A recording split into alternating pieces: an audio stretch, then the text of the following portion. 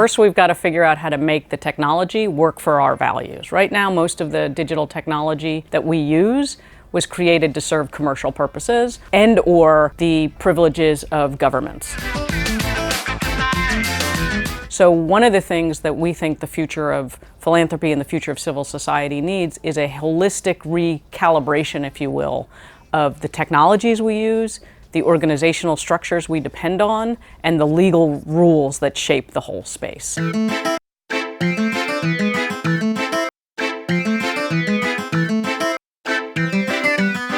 Are the new products and platforms contributing to more giving by the people? Crowdfunding platforms, which have taken off in the last 5 years, I'd say, have become a huge part of the giving landscape in the States and in Western Europe. So that's shifting where giving is happening. Is it actually expanding the pie? We don't really know. That one of the advantages of digital platforms is they leave a trail of all that behavior, so we can now see that giving in a way that we couldn't see it when it might have been just you or me supporting our friends and family.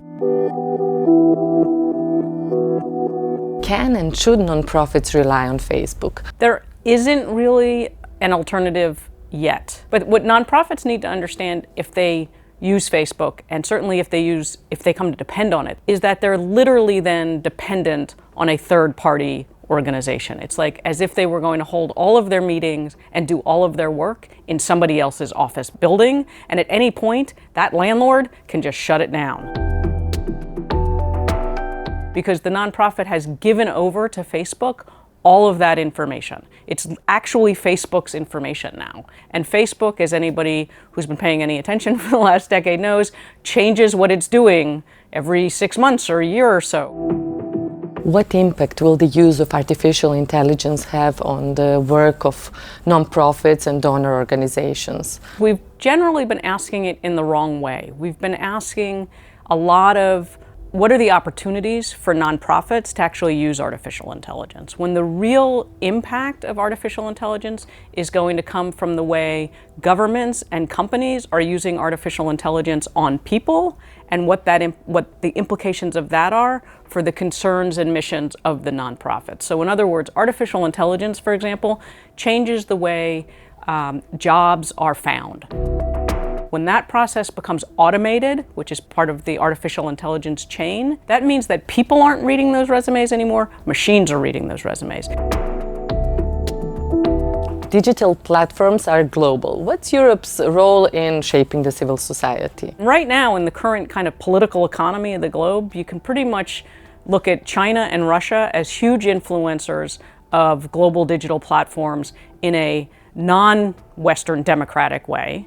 There's the United States government, which is pretty much hamstrung at the moment and not doing much to set any kinds of standards, although American companies are playing a very large role in exporting a set of standards just through their products.